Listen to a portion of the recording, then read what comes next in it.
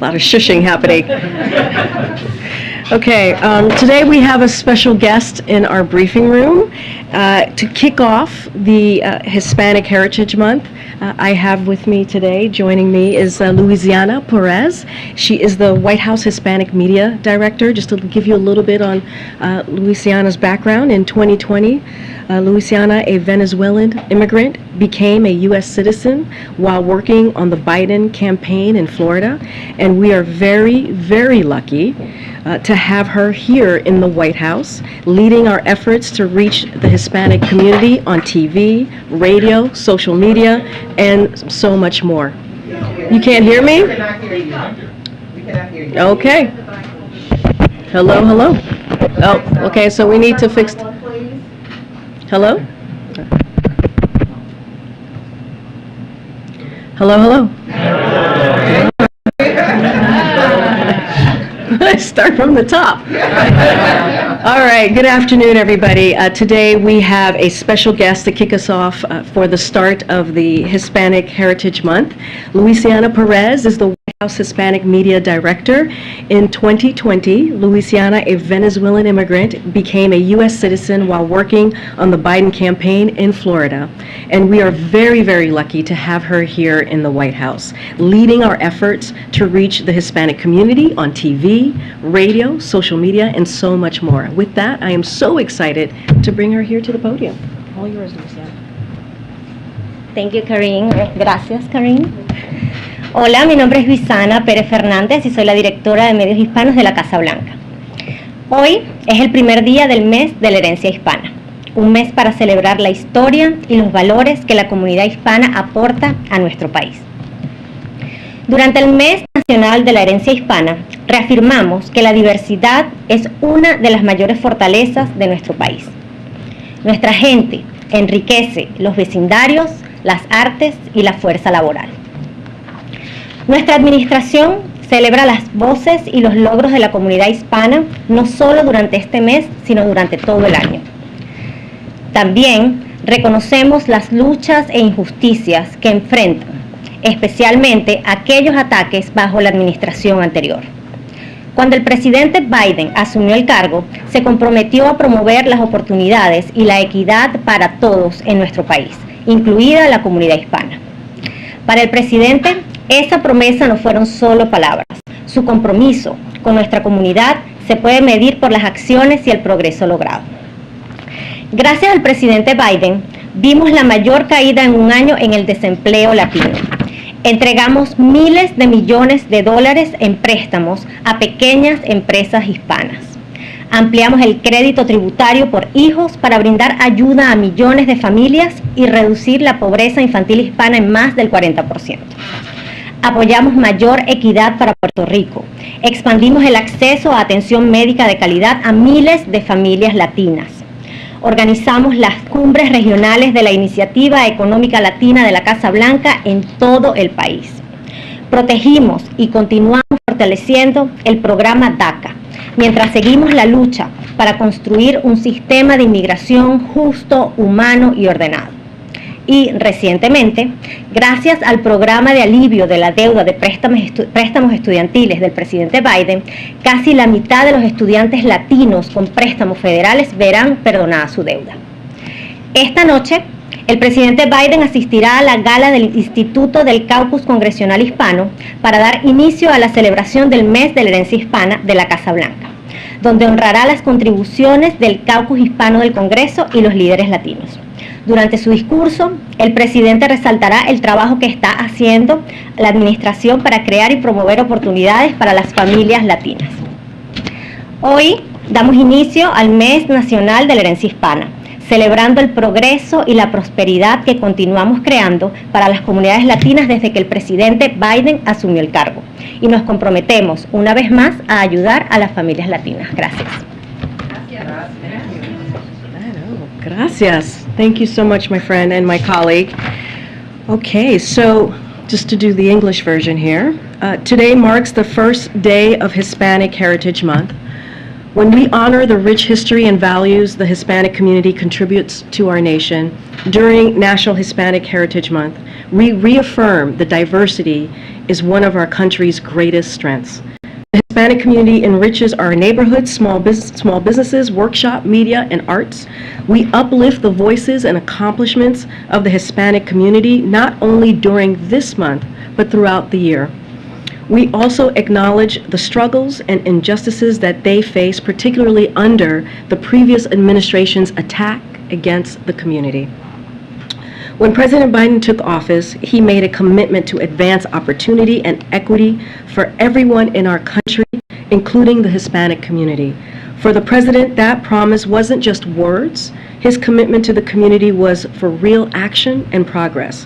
Thanks to President Biden, we saw the biggest one-year drop in Latina unemployment. Our administration has delivered billions of dollars in loans to Hispanic small businesses, expanded the child tax credit to provide help to millions of families, and reduce Hispanic child poverty by more than 40%. Expanded access to quality health care to thousands of Latino families, supported equity for Puerto Rico, hosted regional White House Latino Economic Initiative summits across the country, and protected and strengthened the DACA program while we continue the fight to build a fair, humane, orderly immigration system. And thanks to President Biden's student loan debt relief program, almost half of Latino students with federal loans will see their debts forgiven. This evening, President Biden will attend the 45th Congressional Hispanic Caucus Institute Gala to kick off the White House celebration of Hispanic Heritage Month, where he will honor the contributions of the Congressional Hispanic Caucus and Latino leaders from across our nation, while highlighting the work the administration is doing to create and advance opportunities for Latinos and their families. This National Hispanic Heritage Month, we celebrate the progress and prosperity and we are continuing to create for Latino communities since President Biden took office, and we commit to lifting up Latino families. Thank you so much. Thank you so much, Louisiana. All right. Okay, a couple more at the top for you all. So want to turn to the tentative agreement that you heard the president talk about just moments ago, later this morning, reached overnight, that will keep our railways running. As you heard from President Biden this morning in the Rose Garden, this is a victory for our economy and for the rail workers who work tirelessly to deliver food, medicine, clean drinking water, and more to communities across America every day. The agreement includes well-deserved pay raises, improvements in working conditions, and peace of mind on healthcare costs. And it's also a victory for railway companies who will be able to retain and recruit more workers for their critical industry.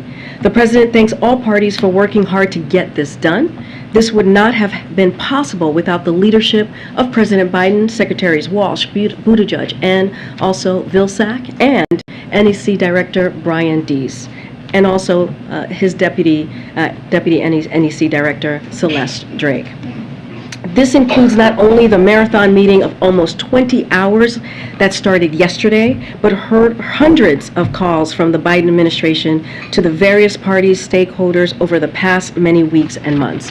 The agreement reached today aligns with President's view that we can build a better America by rebuilding our infrastructure and supply chains here at home, with good paying jobs and an economy that works for working people. This afternoon, the President will also deliver remarks at the United We Stand Summit at the White House. The President is hosting today's summit to demonstrate that hate-fueled violence has no place in our country. Americans of all faiths and backgrounds have been coming together throughout the event to say that an attack on one group is an attack on all of us. And this morning we announce, and the President will talk more this afternoon about it, that the administration's civic, faith, and private sector groups are all taking action to prevent and address hate-motivated violence and foster unity. You will hear President Biden rally a whole of society response to prevent, respond to, and recover from hate-fueled violence and to foster national unity. He believes every American has a role to play in this effort. The summit will end by honoring a group of uniters people from around the country who are leading extraordinary work in their communities to stand together and build bridges, heal divides, and stand together against hate. They represent the best of America. Looking ahead, some additional details on the President's bilateral meeting that's happening tomorrow with the South African President. Tomorrow, President Biden will host South African President Ramaphosa at the White House. President Biden looks forward to consulting with President Ramaphosa on a range of topics, including climate crisis, opportunities to increase trade and investment to benefit both South Africans, and Americans, and other pressing global challenges. In addition, Vice President Harris will host President Ramaphosa for breakfast tomorrow morning at the Naval Observatory and looks forward to discussing the U.S.-South African partnership on global health security, space cooperation, and other areas of bilateral engagement. And finally, on Friday, tomorrow, President Biden will hold meetings at the White House with Brittany Griner's wife, Sherelle Griner, and Paul Whelan's sister, Elizabeth Whelan, to discuss his continuing commitment to bringing their family members home safely. As we have said before, we believe that Russia is wrongfully detaining Brittany and Paul under intolerable circumstances. And as you know, we have been directly engaged with the Russian government through appropriate channels. We made a significant offer a couple of months ago through the same channels we used for Trevor Reed. We have followed up on that offer repeatedly and will continue to pursue every avenue to bring them home safely. With that, Darlene?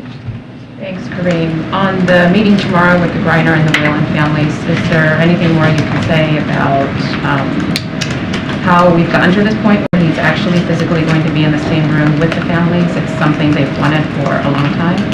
So one of the things that the president wanted to make clear is, and one of the reasons he is meeting with the families, is that he wanted to let them know that they remain front of mind and that his team is working on this every day, on making sure that Brittany and Paul return home safely.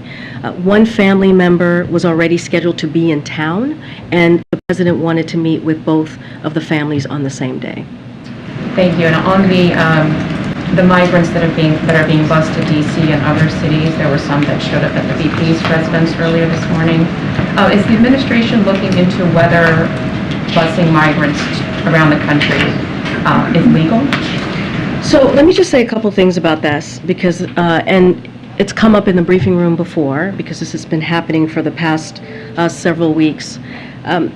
So as we have said repeatedly, there's a process in place. We have had a process in place. There's a legal way of doing this, and for managing migrants. Republican governors interfering in that process and using migrants as political pawns is shameful, is reckless, and just plain wrong. And remember, these are people who are fleeing communism, who are fleeing hardship. And if these governors truly care about border security, they should ask Texas Governor Ted Cruz and Florida Senators Marco Rubio and Rick Scott why they voted against the president's request for record funding for the Department of Homeland Security. So this is what they have done. These both senators Marco Rubio, Senator Rick Scott, have voted against, did not vote for, this funding that would have helped the Department of Homeland Security. That is just a fact. And also the fact that that Fox News and not the Department of Homeland Security, the city or local NGOs, were alerted about a plan to leave migrants, including children, on the side of a busy DC street makes clear that this is just a cruel, premeditated political stunt. This is what they are doing. And a couple more things. The migrants, including children, who arrived in Martha's Vineyard were misled about where they were being taken and what would be provided when they arrived is also deeply alarming. The children Governor Abbott abandoned in Martha's Vineyard, the children that Governor DeSantis abandoned as well, deserve better. They deserve better than being left on the streets of D.C. or being left in Martha's Vineyard. They deserve a lot better than that. And as we have done many times in response to attempts to create chaos and confusion by Republican governors, we are working to manage the consequences of these two stunts as well. And when you say there's a legal way of doing this, are you implying that the way it's being done now is illegal? So I'll say this. We've been asked about if we're going to take any legal action. I would refer that to the Department of Justice, but there is a process. There's a process of taking in migrants. There's a process that is in place, and what they are doing is a legal stunt, is a political stunt, and it's really just disrespectful to humanity. It doesn't afford them any dignity what they're doing when you are abandoning families and children. In a place where they were told they were going to get housing, in a place where they were told they were going to get jobs, or abandoning on the DC streets. It is just cruel, and it's not about the process. Actually, it's about a political tool, a political stunt that they're moving forward with. On the situation along the border, crossings are up, drownings along the border are increasing. We've been to one town recently where the morgue is overwhelmed by migrant deaths. Are you confident, and do you feel that the situation at the border is under control? Are you doing enough? So, what we have been doing is doing the work that wasn't done by the last administration. We are fixing a broken system. It is not like turning the light switch on. It is going to take some time. But I'll say this, more individuals encountered at the border will be removed or expelled this year than in any previous year. That is something of the work that the DHS has been doing and how we have been moving forward and making sure that we're doing our part here. We have made over 3,000 arrests in the first 3 months of launching an aggressive campaign to combat the multi-billion-dollar human smuggling industry. So we have seen the work that we have done and how it's been effective. And again, there is a process in place to manage migration flows. That includes expelling migrants as required by court order under Title 42, transferring them to ICE custody, or monitoring migrants through the alternatives to detention program as they await further processing. So there is a process in place.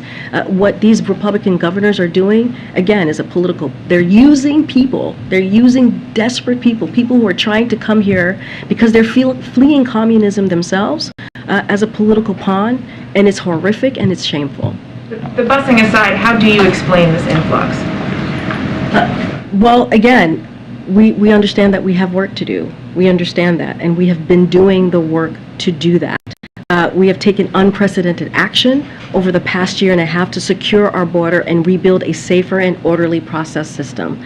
In the last year and a half, we have installed new border technology and set up joint patrols in with Mexico and Guatemala to catch more human traffickers. We have already made 3,000 arrests, as I just mentioned. We have secured record levels of funding for the Department of Homeland Security, and we have put in place dedicated immigration judges so asylum seekers can have their cases heard faster. We have expanded labor pathways, including H-2B visas. So we are doing the work. We know that it's going to take some time, but again, we have removed more individuals or encountered more individuals at the border. They will be removed or expelled this year than in any previous year. And so that tells you a little bit about the facts of what we've been doing. Thanks, Karine. And congratulations on your new job, your new role. You'll be leaving us, I guess. Not yet, though. You've got a few more weeks in. Oh boy, oh gosh. So don't worry. Okay. Karine, I have a question about the meeting tomorrow with the families of Paul Whelan and Brittany Griner. But first, you just had a pretty impassioned response to these buses of migrants being dropped off. I wonder, what was President Biden's response to that? I have not spoken to him about this specifically. As you know, we've been busy. He's been busy the last several hours with the rail negotiations and averting a crisis, and with the work that he's been doing with his administration. So I've not had a direct conversation about this specifically. And these meetings tomorrow with the families of Paul Whelan and Brittany Griner, are they going to happen simultaneously, or are these separate meetings that he's having? And is he going to offer any kind of update for them on the efforts to bring their loved ones home? So, don't have any specifics on how the meetings are going to be executed. We'll have more tomorrow for sure, but wanted to let you all know that the meetings were happening and confirm that for all of you. So, while I would love to say that the purpose of this meeting is to inform the families that the Russians have accepted our offer and we are bringing their loved ones home, that is not what we're seeing in these negotiations at this time. Look. As we have said, the Russians should accept our offer. They should accept our offer today. We will keep working diligently until the day we get to share that good news. But again, the president wanted to make sure that their families understood that they were front of mind and that his team was working tirelessly every day to get Brittany and Paul home safely. But they shouldn't be expecting any kind of an update in a substantive way on that front, you're saying? Again, like I said, we would love to be saying today that we have news about Brittany and Paul coming home today. That is, unfortunately, that is not where the negotiations are at this time. Again, the Russians should accept the offer that's at the table, and we will encourage them to do that. Thank you. And welcome back. Hey, thanks so much. I just wanted to follow up on the Martha's Vineyard situation. Is it possible to I don't know, I mean, what recourse do you have when those kind of situations happen? And then I have another question. So I can tell you what the administration is doing. So as we have done many times in response to these types of attempts by Republican governors to create, really what they're doing is creating chaos and they're creating confusion. So we are working to manage the consequences of these stunts. The administration has been in regular touch with the cities, and FEMA regional administrators have been meeting with city officials on site to coordinate available federal support from FEMA and other federal agencies. Funding is also available through FEMA's emergency food and shelter program to eligible local governments and nonprofit organizations upon request to support humanitarian relief for these migrants. Okay. And then just today, the World Bank and then separately the IMF warned about real risks, downside risks to the global economy. The World Bank says that there's a growing risk of a global recession. Obviously, a lot of concern about high inflation here in the United States and the rise in interest rates all over that is impacting developing countries particularly. Can you say at this point whether you think a global recession can be avoided and what your concerns are about the interest rate increases? I realize the Fed is independent, but the consequences of these sort of synchronized interest rates. So a couple of things. I'm not going to get into hypotheticals. I'm not going to predict from here, especially on something so important as the economy. I'll leave that to the experts to do. Look, what we have said, what the president has said very clearly, is that the number one economic priority is tackling inflation. You think about just 2 days ago where the president held an event on the South Lawn with thousands of supporters, thousands of Americans on the South Lawn talking about or celebrating the Inflation Reduction Act, which is part of the president's plan to do everything that he can to lower prices. And you look at that plan, it's going to lower prices, healthcare prices, it's going to lower Medicare costs for our seniors, which is important, which is a fight that members of Congress and the president included had been fighting decades and decades against Big Pharma, and the American people won. We were able to beat wealthy special interest.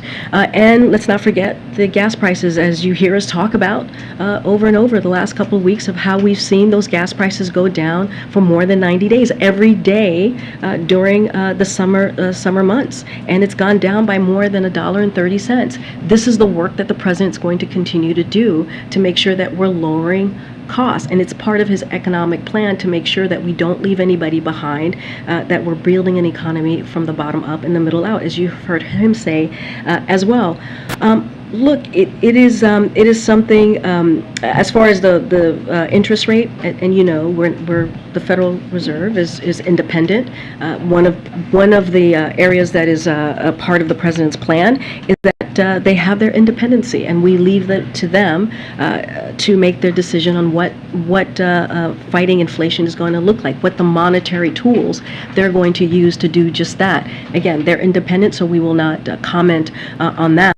But look, we also understand that high costs are really hurting families, which is why we have done the work that we have done these past several months, and we'll continue to make sure we find ways to lower costs for families. I think what I'm asking you is, what is the impact? You're working on a domestic problem and lowering prices here and lowering inflation here, but it's having a profound impact on the rest of the economy. And I wonder if you're concerned about the impact this is all having on developing countries. So- I mean, development is arrested, stopped. I understand. Poverty is stopped. I understand. You were asking me also for me to predict, which I can't do from here. I am not an economist, so I cannot predict for you. Look, we're dealing with a global challenge. We have talked about this. We're dealing with the global challenge of a once-in-a-generation pandemic, and we're dealing with the global challenge of a war in Ukraine that was started by the Kremlin, that has hurt food prices, that has hurt oil prices, which is why we have done the work that we have done to lower gas prices over the last couple of weeks. But yet, yes, this is a global challenge. It's not just America, as you all know, as you're laying out for me, that's dealing with inflation. And this is why the president has made this top of mind and continues to make his priority, tackling inflation, his number one economic priority. So we're going to continue to do that and focus on that. Remember, there's the Inflation Reduction Act, there's the CHIPS and Science Act that just passed, there's the bipartisan infrastructure legislation, there's the American Rescue Plan. All of those things, in particular the American Rescue Plan, put us on a better footing than most of our global partners. And so that's because of the work that we have done the last 19 months. Okay, go ahead, Steve. Thanks, Karine. On the railroad tentative agreement, it's been reported that the companies have agreed to give the workers one paid sick day. The unions asked for 15 paid sick days. Why is that a deal the workers should now accept as it goes to a ratification vote? So as you know, Steve, the government is not a party to this deal, and so we're going to leave the specifics of the deal to the two sides. It's not something that we're going to comment on. But the president today called it a win for the country. He suggested that the working conditions will improve. Is he going to get engaged to see to it that the workers ratify these contracts? So the way that, as we look at the terms that was agreed upon, look, rail workers will get well-deserved pay increases. That matters. That is important. Improved working conditions. That is important. And peace of mind around their health care costs. All of this is hard-earned. So the agreement is indeed a victory for railway companies as well, who will be able to retain and recruit more workers for an industry that will continue to be part of the backbone of American economy for decades to come. But we have to remember what we averted here. This would have been devastating for our economy, devastating for our supply chain. So what we saw the last few hours in this agreement is that it is good for our economy, and it is good for the American people. What did the president say when he called into the talks last night? What did he say that maybe pushed it over the finish line? So the president message, it was very clear. We must get a deal done. He pushed them once again to recognize the harm that would hit families, farmers, businesses, and entire communities if there was a shutdown.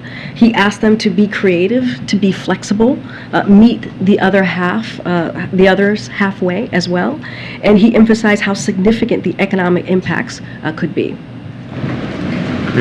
Senator Baldwin has said this afternoon that the bill on same-sex marriage is going to be pushed until after the election, and that she's confident that it will pass at that point, signaling, I suppose, that they think the Republican votes will be available after the election, not before. I'm wondering whether the White House has any comment on the timing of that bill. So the American people, Democrats, Republicans alike, support marriage equality.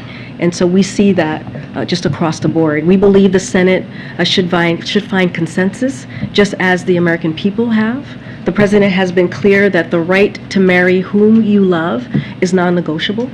and he's been steadfast in his support for marriage equality, as well as the need for this legislation given the Supreme Court's extreme actions, so this right is protected everywhere. So, as far as the mechanics of this and how this moves forward in the Senate, we leave that to Congress. We leave that to their leadership in Congress. And there's another sort of very different topic. A couple of Republicans wrote the White House today seeking information about the student debt plan. It's Representative James Comer and Virginia Fox. They're concerned that officials who worked on the plan themselves may benefit from it and are seeking documentation about how many White House aides would benefit from the student debt cancellation. Do you have any response to that? I appreciate you just got the letter today. Yeah, I haven't seen the letter, so I certainly am not going to respond to something I haven't received, but I'll say... Saying that they wonder something's amiss with people who have debt or working on the plan. Let's be very clear here. There's always so much noise around the student loan debt relief. Let's be very clear on what this is going to do. This is going to help Americans and families who are making, 90% of them are making less than $75,000 a year. That is going to give a huge relief to so many of them who are going to now maybe be able to put money down on a house, who are going to be maybe able to start a family. That's 90% is for people who make $75,000 and under. This is going to be a game changer. And so that was the plan that the president had. This is part of his economic plan. This is part of giving people a little bit more of a breathing room. And this is what the student debt relief will do. And I'll leave it there. Does the White House think that aides who worked on it were biased in any way if they themselves had student debt balances? Again, I'm not going to respond to a letter I haven't seen. What I can tell you is the facts and how this is going to give some breathing room to, just imagine, 90% of people who are making less than $75,000 a year. That matters, and it's going to be a game changer. Thanks, Karine. Can you just first start off by talking about the reports that Bill Richardson is in Moscow trying to engage in the discussions to bring Brittany Griner and Paul Whelan home? And does the administration support his efforts to do that? So as the State Department said yesterday, they spoke to this, private citizens attempting to broker a deal do not and cannot speak for the U.S. government. We have warned private citizens not to travel to Russia, owing to the dangers that they would face, and that the State Department's Russia travel advisory remains at level 4. And so what we have said, and we have been very clear, and the State Department, as I just mentioned, spoke to this yesterday, is do not travel. Is there any concern that he could actually complicate the talks that the administration is having or set them back? So I'll say this as it relates to Bill Richardson. So we have been in contact with Richardson Center. I'm just not going to comment on the governor's travels or the governor's activities, but again, we have been very clear about American citizens traveling to Russia. Okay, and I want to ask you, on the topic of immigration, the Vice President said to my colleague Chuck Todd over the weekend, the border is secure. She also caveated that to say we also have a broken immigration system and talked about the need to fix that. But does the White House stand by those comments that the border is secure? What we stand by is that we are doing everything that we can to make sure that that we follow the process that's been put forth. That's why we have historic funding to do just that, to make sure that to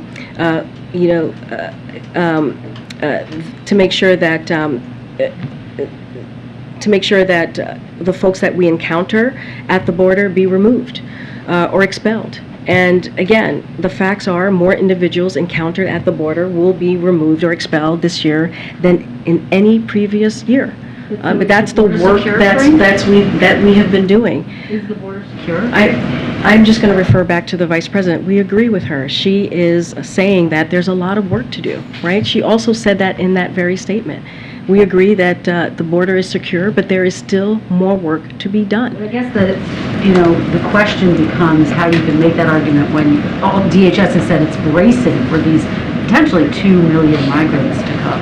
which So, would be a record in the coming months. You know, we'll say this, rebuilding the immigration system, especially one that was decimated under the previous administration, won't happen overnight.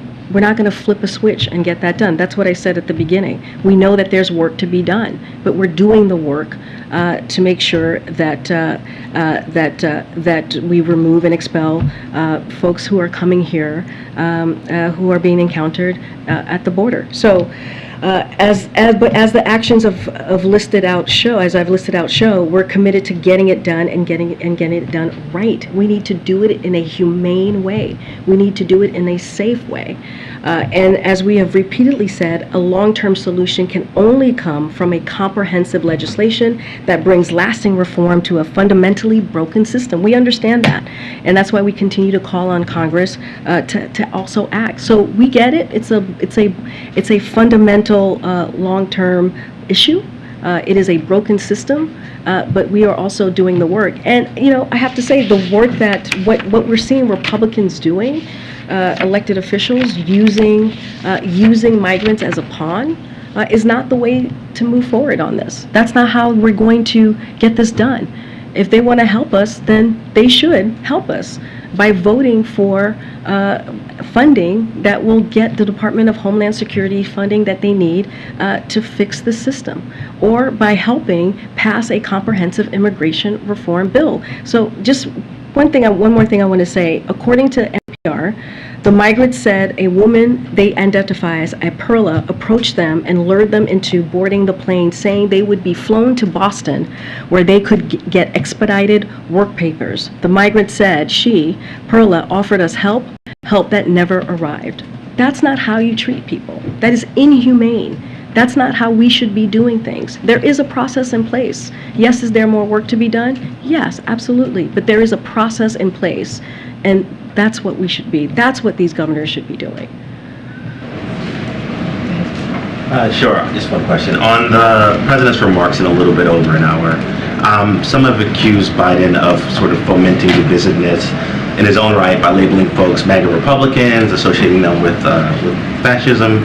I wonder if there's going to be any effort in the president's speech to sort of reconcile that or to address that? And is there any concern that as he tries to draw a line of demarcation between Democrats and Republicans in ensuing weeks that'll contribute to divisiveness? So the president has been very clear that, and he said this repeatedly, I've said this repeatedly, not all Republicans are extreme MAGA Republicans. Many are not. He's worked with mainstream Republicans on a whole range of issues, including efforts to reduce violence and promote public safety, like COVID-19 Hate Crimes Act and the Bipartisan Safety Community Acts, the most significant piece of legislation to reduce gun violence in nearly 30 years. So the president is hosting this event to highlight that the vast majority of Americans, despite our myriad of differences, are united in opposition to hate-fueled violence. So this is a core American value that is shared by people of all faiths, backgrounds, and political parties, and he's been very clear about that. We'll go around. Thank you. Thank you. I wanted to ask you about Pakistan. Last week, U.S. has announced that it will give $450 million F-16 fighter jet fleet sustainment program to Pakistan. And if you remember, in January 2018, the then president had announced a blanket ban on all kinds of security assistance to Pakistan at that point. This had remained so far. Has President Biden lifted that restrictions on Pakistan? So I want to be very clear about this. The proposed F-16 sustainment package for Pakistan is a proposed sale and is consistent with standard sustainment packages. So I would refer you to the State Department for more information on that particular package.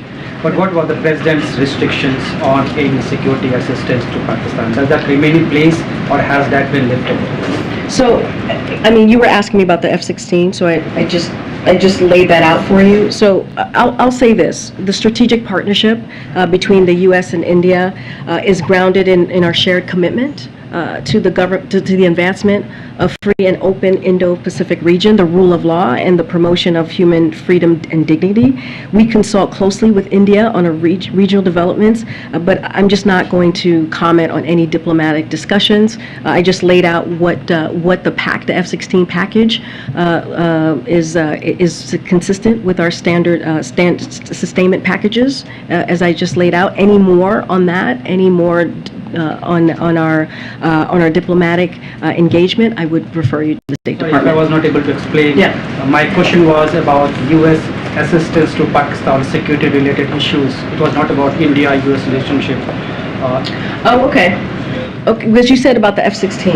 Yes, F-16, but this is the first time in 3.5 years that U.S. has given any security assistance to Pakistan, and this was blocked in 2018 through a tweet by then President Trump. After that, U.S. has not given any security assistance to Pakistan. Okay. This was the first time after that. So my question is, has Okay. President Biden lifted that restrictions on Pakistan? Okay, so with that specific question on security assistant, I would have to go back to the team and get back to you on that. I thought you were asking about F-16 specifically, and that's the answer that I provided for you on that. Nothing has changed on that particular package, but on the security assistance, I'm happy to check with the team and get back to you. Secondly, on Pakistan is going through a lot these days Yeah. because of floods. What is U.S. assessment of the humanitarian situation there? So we provided a total of $53.1 million this year alone to support disaster resilience and flood response in Pakistan. Additionally, CENTCOM is airlifting 41,200 kitchen seats, 1,500 rolls of plastic sheeting, 35,000 plastic tarps, and 8,700 shelter fixing kits, helping more than 300,000 people with shelter and household needs. And USAID has deployed a disaster assistant response team to lead the U.S. government's continuing humanitarian response efforts in Pakistan, and has deployed technical experts from CDC to assist with the public health impacts of the flood. Again, since 2010 floods, the United States has supported preparedness, resilience, and disaster risk reduction efforts in Pakistan, improving the ability of communities to withstand and respond to disasters like this one. I'm going to move around. I'm going to move around. Thank you. Go ahead, April.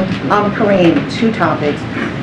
What teeth are we expecting from the summit today? Things that are punishable, things that are not just policy, but could move into a law. So you're asking, like, what are the deliverables, essentially? What are the deliverables, concrete, tangible deliverables? So a couple of things that we've announced already is a new agency actions to strengthen the federal government coordination and community engagement to prevent, respond to, and recover from hate-fueled violence. Federal agencies are also announcing new steps to strengthen the resources available to local schools, law enforcement agencies, and cultural institutions like museums and libraries to prevent or respond to hate-fueled violence. There's a bipartisan former White House officials. They will launch Dignity.us, U.S., a citizens initiative to address hate-fueled violence in America, to foster dialogue to communities across the country, and identify solutions to address hate-fueled violence. There's a new Pluralists, a cross-partisan group of philanthropic and field leaders is mobilizing $1 billion in new investments to increase support for programs that build bridges among Americans of different backgrounds to foster unity. And also more than 140 mayors have signed a new bipartisan compact to combat hate and extremism, committing to stand up against hate violence and increase their support of local initiatives and heal divides. And then there's also service organizations led by Interfaith America, the YMCA, and Habitat for Humanity are launching a Nation of Bridge Builders, a new partnership that will train 10,000 Americans to be bridge builders in their neighborhoods and will host over 1,000 bridge building events in over 300 communities. And one last thing, when we think about technology communities, tech companies, including YouTube, Twitch, Microsoft, and Meta are announcing new actions their platforms are taking to prevent hate-fueled violence as well. So these are going to be the deliverables that are going to come out of the summit. This is about prevention, but is there an effort to work with Congress in this moment, as you're having the summit, to bring forth new laws, more punishments, stiffer punishments? I don't have anything new to preview at this time that's happening with Congress. Clearly, we believe these deliverables, these rundown of actions that I just provided, is a first step to getting us into a place where we're dealing with a real issue, where we're addressing hate-fueled violence in communities that we see across the country. And then the last topic, on what you call this political stunt with the asylum seekers. Let's specifically get into the locations. Martha's Vineyard, the Naval Observatory. Can you talk to the issue of, you said Boston. It's an island that they sent the asylum seekers to. An island that is known to be, in some instances, a Democratic haven. Former Democratic presidents vacation there, own homes there, etc. Could you speak to that as well as the Naval Observatory? What I could say, and I've been very clear, it is a political stunt. That's what we're seeing from governors, Republican governors in particular. And it is a cruel, inhumane way of treating people who are fleeing communism. People who are, and we're not just talking about people, we're talking about children, we're talking about families who are promised a home, promised a job, put on a bus, and driven to a place that they do not know. And it is a cruel thing to do. According to local reports, Governor Ron DeSantis sent a hired videographer on the plane to Massachusetts to order to capture footage of them being dropped off. Remember, there were children on this plane. So I cannot speak to anything outside of what we're seeing, right? Which is, it is indeed a political play. It's cruel. It is a cruel way for elected officials, the people who have power, the people who are elected by their constituencies, to behave in this way. And we should call it out. And other Republicans should call it out. Republicans should be, their colleagues should be calling out the cruel way that they are playing and what they're doing with their cruel political games. And again, these are families that are including children. All right. House Democrats are currently making a push to try and include free universal school meals in the CR as a waiver for this year. Is that something that the president would support? I'm not going to speak to any specifics of what's going to be in or out of the CR. What we believe is that we've been here before. We were here just last year. And we were able to get this done, and we believe Congress can move forward, just like we were able to do this last year. Look, we're going to do our job. We're going to talk to members of Congress on the Hill. We're going to have conversations. We're going to make it very clear how important it is to make sure the CR gets passed. But I'm not going to get into specifics of what we're going to accept or not accept. Yeah, on trains, the deal with the railroads came down to offering unpaid sick leave. Is that a good deal for the workers, and what is the president going to do to convince workers that they should vote for that contract? So just to step back for a second, this is a tentative deal and is actually a standard part of the ratification process. The tentative agreement now goes back to the unions for a vote, and as part of this tentative agreement, the parties have already agreed to a post-ratification cooling off period of several weeks to make sure that if a vote doesn't succeed for any reason, there is not an immediate rail shutdown. So this deal is right on track, and we expect the broad support for both the labor and industry sides to continue. I'm not going to speak to specific items of the deal. That's for them to decide. Go ahead, Karen. Thanks, Karine. To go back to Bill Richardson and Kristen's questions, has the president spoke to Bill Richardson around this trip to Moscow? I don't have anything to preview. All I can tell you is that we have been in touch with Richardson Center. And you said that Russia should accept the significant offer that the administration had made for Griner and Paul Whelan, and you had said that the administration has followed up on that offer repeatedly. What does that follow-up look like? Is Russia not responding, or has Russia rejected that offer repeatedly? I'm not going to get into private negotiations at the podium just because of security reasons, and we want to make sure that we're having these conversations in private, so I'm not going to go into specifics, but I can say the Russians should accept our offer. We made a substantial offer, and I'll leave it there. But when you say followed up repeatedly, there's clearly, it sounds like there's a frustration that there's something that's not coming back Again, from Russia. Russians should accept our offer. I'm not going to go into any specifics anymore on that. Moving to the front. Sorry, Nancy. Thanks, Karine. I wanted to clarify something you said at the top. So the administration got no advance notice that this bus was heading to the side of Massachusetts Avenue in front of the Vice President's residence? So I haven't spoken to the Vice President about this or her team to ask specifically if they were aware of this morning or last night when it occurred, so I can't speak to that at this time. Because you mentioned at the top that you weren't alerted, but Fox News was, so I just wanted to make sure I understood you correctly. Yeah, that is exactly what we have learned. Is there anything that the administration... Oh, I see what you're asking me. Yeah. You're asking me, yes, no, we were not alerted. Like Department of Health, the Department of Homeland Security was not alerted. We were not alerted of this. I thought you were asking me specifically about the VP's residence. Right. Yeah. No, I Okay. mean, did you get any advance notice from the state of Florida? No, that my statement stands. We were not alerted. Is there anything that the administration can do to prevent the governors of Florida or Texas or any other state from sending buses of migrants to the states of their choice? So, some folks have asked us about legal action. That's going to go to the Department of Justice. Can't speak to that.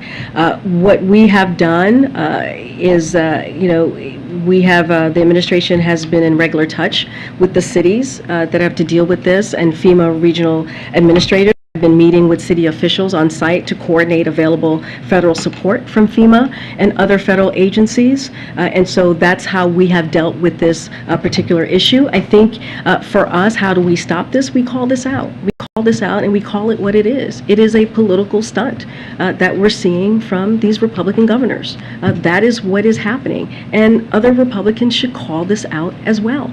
It is endangering people's lives. It is inhumane. It is taking away people's dignity, not affording the dignity that these people should be afforded. And also, we're talking about children. We're talking about families and children that are being left on the side, the street side of DC and in Massachusetts. And it's shameful, and we should call this out. So you can highlight it, but there really aren't any political levers to prevent it at this time? Again, it's a political stunt that Republican governors are using, and the question is, will Republicans call out their colleagues for playing a cruel political game, a cruel political stunt with migrants and families and children who are fleeing communism? That is what they're fleeing. They're fleeing communism. So, okay, let's see if other Republicans will call this out as well. Yeah, John. Thank you, Karine. Today, for the first time since Russia's invasion of Ukraine, Vladimir Putin met with Xi Jinping of China. Putin did say that he understood that China had some, quote, questions and concerns about the invasion, that he said he would address them to Xi. Xi also declared Putin was a, quote, old friend. So does the White House have any early reaction to this meeting between these two leaders? So we've made clear our concerns about the depth of China's alignment with and ties with Russia, even as Russia prosecutes a war of aggression in Ukraine, a brutal war, a unprovoked war that the Kremlin started in Ukraine. This meeting is an example of that alignment. I'm not going to go beyond those comments. Thanks, Karine. Do you think that Americans believe that the border is secure? What I can tell you is the record and the process that we have been using to make sure that we do our best to secure the border. We do our best to make sure that we fix a broken system that was left behind by the last administration. And that's what we're going to continue to do. We understand it's not like flipping a light switch. This does not happen overnight. This is an immigration system that is fundamentally broken. And it's going to take some time, but we also need Congress to take action. We need Congress to act and to work with us on fixing this immigration system. And what we're seeing from Republican governors is not the way to do it. It is, again, and I'll keep saying that, it is inhumane, it is cruel, what they're doing to children and to families. And if they want to work with us on securing the border, on fixing the immigration system, we're happy to do that. Isn't There's some risk, though, that voters might feel like they're being lied to. When we're seeing images of, in El Paso, they've released 1,000 migrants on the street because the processing centers are overwhelmed there. How is that human?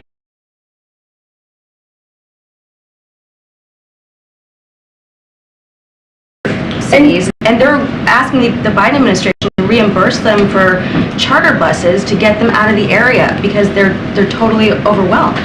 So again, it is a broken system, the immigration system, and it was decimated by the last administration. That is a fact. It was decimated by the last administration. What the last administration wanted was a border wall that was ineffective and used a use of taxpayers' dollars, and that's what we saw from the last administration. But just recently, CBP reported that that new wall along the southwest border was breached over 3,000 times, that new wall. And between fiscal year of 2019 and 2021, it's required $22.6 million in repairs. That's what we're trying to deal with a decimated system that was certainly not helped by the last administration. Look, we understand. I'm not saying that there's not more work to do. We are saying there's more work to do. We are saying that the system is broken. But we are saying that as well, we have done a lot of work here to fix the system. And again, more individuals encountered at the border will be removed or expelled this year than in any previous year. Those are the facts. Do you have a message for the migrants, though, who are saying that the border is open? I mean, today we talked to a few who arrived in D.C. They said that the border is open. We know it's open because we come, we enter, no problem. We haven't heard a message from the administration in a few months telling people not to come. We've heard you guys talking about trying to make it a more orderly process, but you're not telling people not to come. So Department of Homeland Security Secretary Mayorkas has been very clear. He was on TV recently talking about this, talking about the work that they do.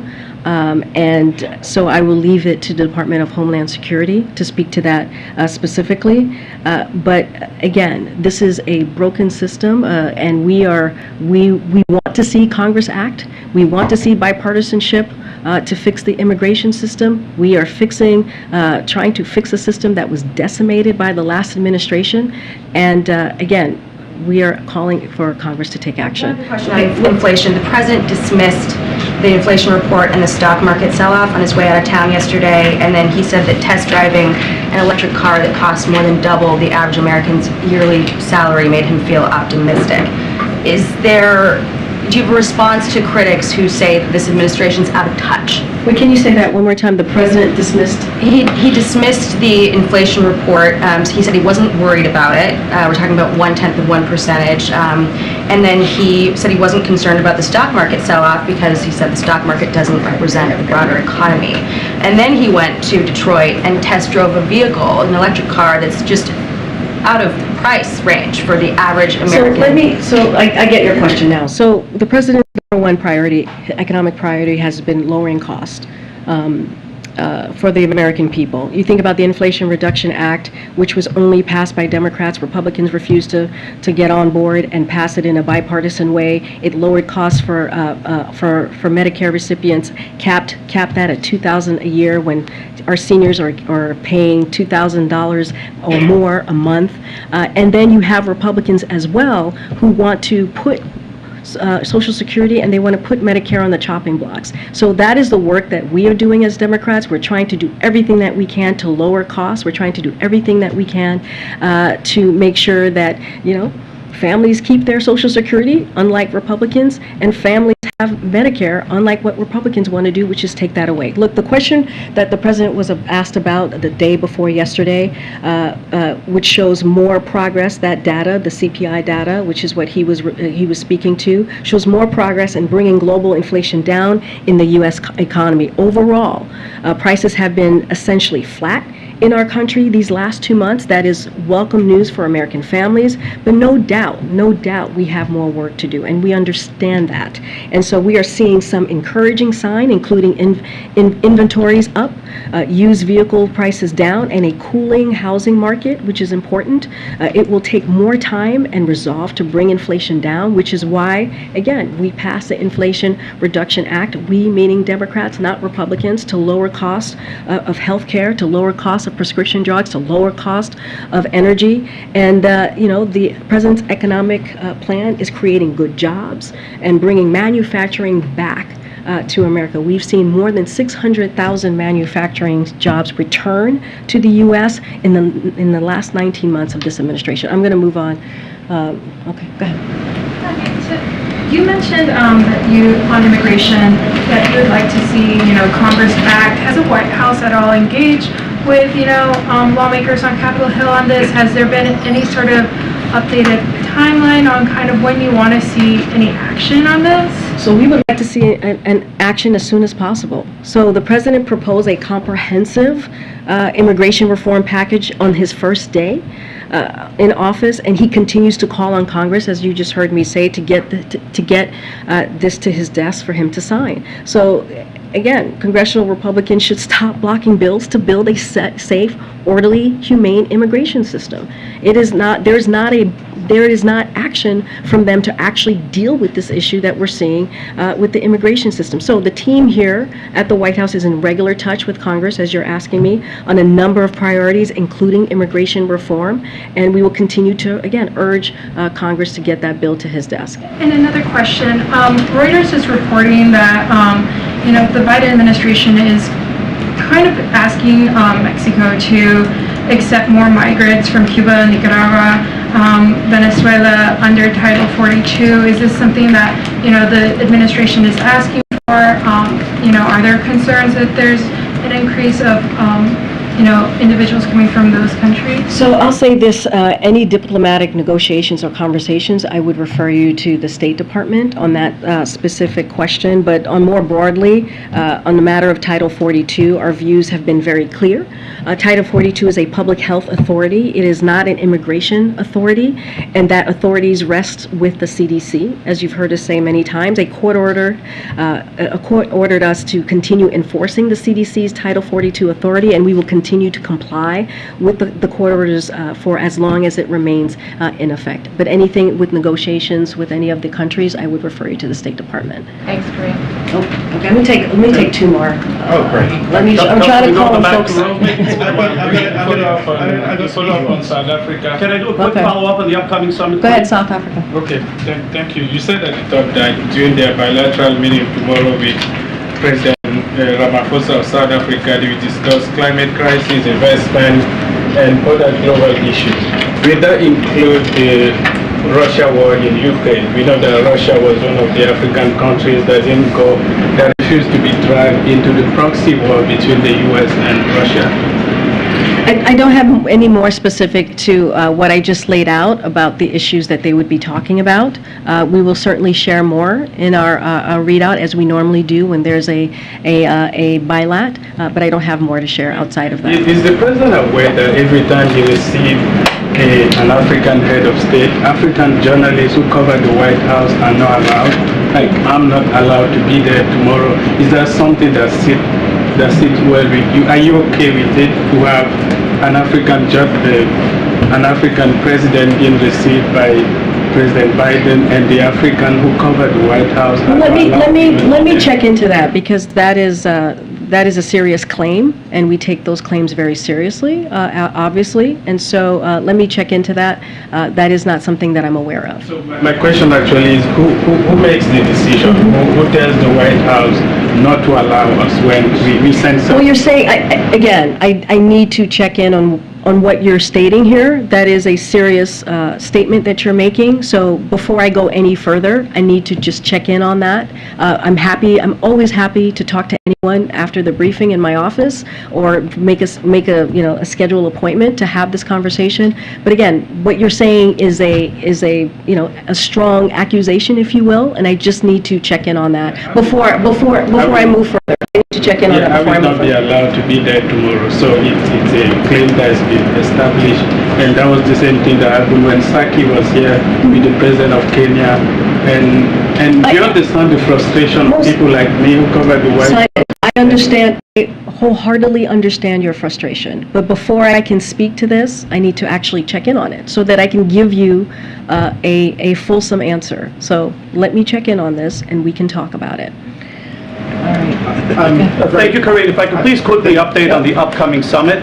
But first, I'd like to extend to you a happy Hispanic Heritage Month as the son of a Latino immigrant. So, well, thank you. My question is very straightforward.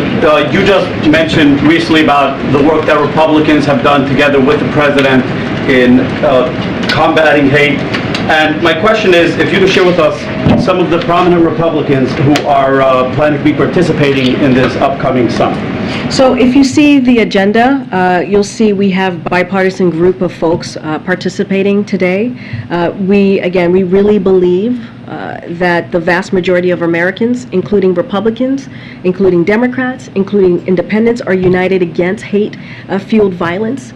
This is a core American value that is shared by people of all faiths and backgrounds and political parties. So this event is featuring people of diverse backgrounds, ideologies, as well as bipartisan group of elected officials and leaders who share the view that we all have a role to play in bridging the divides in our communities and working to eradicate the hate-fueled violence that tears apart communities and hurts our democracy. Again, if you take a look at the agenda, you will see the bipartisanship there. I'll see you guys tomorrow. Thank you, everybody. Thank you.